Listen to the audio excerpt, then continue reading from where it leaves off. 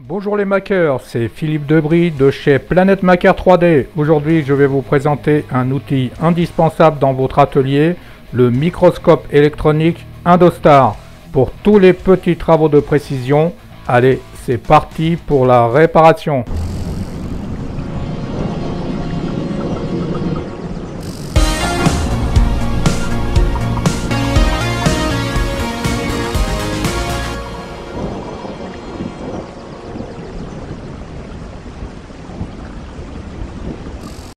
Voici le bestiau, il s'alimente sur un adaptateur USB classique. Ça c'est une prise télécommande filaire, rien de spectaculaire. Une partie se branche dans le socle et l'autre dans l'écran. Ici vous avez l'entrée de la carte SD et une sortie casque. Ici vous branchez de l'alimentation pour faire fonctionner la bestiole. Vous avez aussi une télécommande filaire pour régler divers menus. Plus vous pouvez régler l'éclairage, prendre des photos, prendre des vidéos et tout le tralala. Pour l'allumer, rien de plus simple, il suffit d'appuyer sur les boutons. Voilà, il démarre en douceur et l'écran s'allume. Il nous dit bonjour et voici une buse que j'ai mis là exprès pour voir un petit peu comment cela fonctionne. Donc ici vous réglez l'éclairage pour augmenter et diminuer la luminosité. Donc la télécommande elle sert juste pour allumer et régler l'éclairage. Le reste se fait avec une autre télécommande. La voici d'ailleurs, je vais vous la présenter. Donc vous avez l'appareil photo, elle prend des vidéos, vous avez les menus, vous avez divers réglages, donc vous pouvez régler l'intensité de l'éclairage, vous pouvez aussi zoomer, il y a plein de choses. Donc voilà, et ça, pour ça il faut lire la notice, donc je ne vais pas vous l'expliquer ici. Il dispose aussi de deux LED flexibles qui sont très pratiques et qui éclairent très bien et c'est largement suffisant. Il dispose aussi des LED sur la caméra pour bien éclairer votre pièce. Vous avez une molette de réglage pour régler la mise au point qui est très pratique. L'écran et la caméra sont fixés directement sur le socle et les deux vis tiennent parfaitement bien tout l'ensemble. Et la focale se fait manuellement. Une fois la focale réglée correctement, vous avez une image qui est normalement très nette. Le grossissement est spectaculaire. Avec la télécommande, vous pouvez choisir un grossissement de 4 fois juste en appuyant sur les boutons, même sur la façade de votre écran. Donc il suffit de régler la mise au point et ici nous observons les impacts du laser qui ont gravé le chiffre 4. J'ai placé une buse de 0,4 mm sous le microscope et nous pouvons observer le perçage. Allez, c'est pas encore fini, on va se faire une petite réparation. Allez, c'est parti! Ici, je place mon circuit sous le microscope électronique et j'observe pour voir ce qui se passe. Et je m'aperçois rapidement que j'ai une puce grillée. Ceci est un régulateur pour panneau LED. Donc je l'ai cramé et je vais devoir le réparer. Car j'ai branché une alimentation qui n'était pas adaptée pour ce petit projecteur. Voici le panneau LED et sans le régulateur il ne peut pas fonctionner. J'ai dessoudé la petite puce électronique qui a grillé. Et forcément avant la réparation j'ai dû commander les puces en Chine. J'en ai commandé une et j'en ai reçu 5. Elles sont protégées et emballées sous blister, donc ça se présente comme ça. Là j'ai 5 puces, mais j'en ai besoin qu'une seule. Donc elles font 4 mm sur 5, elles sont vraiment toutes minuscules. Ici je vais en retirer une pour vous la faire voir. Et nous allons passer sous le microscope électronique pour voir à quoi ça ressemble de plus près. La puce, elle est toute petite, toute belle, toute noire, avec des petites pattes. La voici sous microscope. Et pour réparer, j'ai besoin d'un fer à souder USB. Il se présente comme ça. Attention au risque électrique. Il existe sous deux versions, une version USB et une version rechargeable. Moi, j'ai pris celui qui se branche sur le port USB. La panne, elle est très pratique car elle est interchangeable.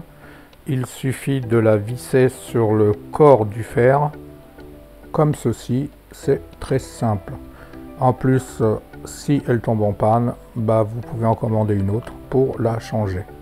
Pour moi, c'est un outil indispensable pour souder les petits composants électroniques, pour dessouder, pour ressouder. Il peut très bien fonctionner sur une batterie externe. Là, je branche le mini port USB sur le corps de chauffe. La seule chose négative, c'est qu'il n'est pas livré avec le chargeur. Donc vous êtes obligé d'utiliser le chargeur de votre téléphone ou bien de le brancher sur votre PC ou sur une batterie externe. Ça, c'est très pratique par contre. Vous avez trois modes de réglage, une verte de 330 à 350 degrés, une bleue de 370 à 400 degrés et la couleur rouge c'est 430 jusqu'à 450 degrés. Pour une consommation de 8 watts sous 5 volts et chauffe en 30 secondes. Il est aussi livré avec un peu d'étang, c'est très pratique et c'est très bien. Je fais chauffer mon fer et je suis prêt pour la réparation. Pour nettoyer mon circuit, j'utilise de l'alcool isopropanol, nommé aussi alcool isopropylique. Je me sers ici pour dégraisser mon circuit pour que la soudure prenne plus facilement. Il est aussi utilisé dans l'impression 3D pour nettoyer les pièces en résine. Je vais nettoyer ma plaquette pour faciliter le soudage, donc il faut bien nettoyer la surface de la plaque pour enlever tout le gras et les résidus. D'ailleurs, je vais vous montrer une petite astuce, comment il faut faire pour fixer le circuit sur la plaque. Une fois que votre pièce elle est bien nettoyée, on passe à l'étape suivante. Donc on va placer correctement le circuit sous le microscope, donc il faut surtout bien le fixer pour pas qu'il bouge, ça c'est très important.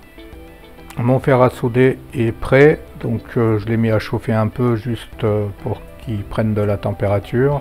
Là je suis obligé de dépoussiérer un peu parce qu'il y a pas mal de poussière.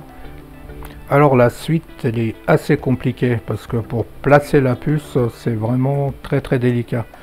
Donc je me suis pris plusieurs fois pour remettre la puce là où il faut et c'est pas évident, donc j'ai essayé plusieurs fois et je vais vous montrer une petite méthode comment il faut faire pour la fixer. Pour ça j'utilise de la colle UVR 500, c'est de la colle photopolymère de chez Polyprint 3D, donc vous pouvez acheter sur le site.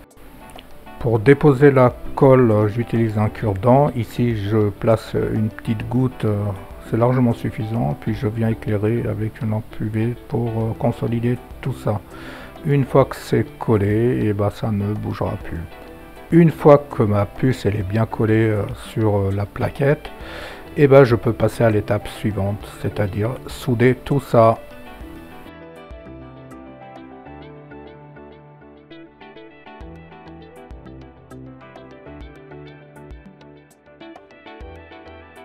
Pour ne pas trembler, il faut surtout pas oublier son petit apéro de 16 heures.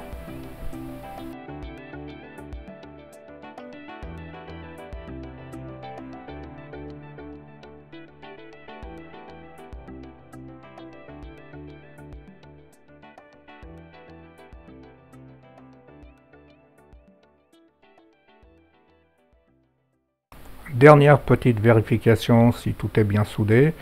Là je fais un étamage de mon fil parce qu'il y en a un qui avait cassé et tout ça, ça va être soudé sur le petit circuit électronique qui gère tout ça. Ici, arrêtez de respirer. On n'est pas ici pour fumer, surtout ne respirez pas cette fumée toxique que mon fer à souder dégage. Je n'ai surtout pas envie de vous intoxiquer sur YouTube, car j'ai pas envie de me retrouver sur la une des pages des journaux. Une fois la réparation faite sous microscope et le soudage parfaitement réalisé, je branche l'alimentation et là je vais faire un essai à blanc juste pour voir si cela fonctionne correctement. Donc je vais utiliser une lame de métal pour amorcer le circuit. Et j'espère que ça va fonctionner. Là ça clignote. Aucune réaction. Donc j'ai sûrement un problème. Voilà, j'ai trouvé ce fil qui était mal branché. Donc je recommence, je vais amorcer tout ça. Et normalement ça doit éclairer. Et voilà, c'est bon. Donc je suis content de ma réparation. Là vous avez le réglage du potentiomètre. Donc vous pouvez varier l'intensité de la lumière. Et pour moi c'est parfait. Mettez vos lunettes de soleil, là ça va éclairer très fort.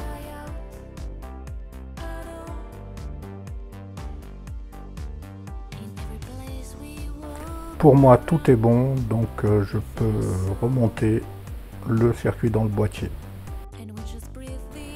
Pour le remontage, j'utilise des tournevis de précision. Donc vous pouvez trouver ça dans les grandes surfaces Tivoli. Je sais pas où j'ai acheté ça, ça fait des années que j'ai ça. Et c'est très pratique pour démonter les téléphones portables et tablettes et tous les appareils électroniques de précision. En tout cas, c'est très pratique pour le bricolage. Il est temps de remonter tout ça, donc je vais accélérer la vidéo. Allez, c'est parti pour l'accélération, go!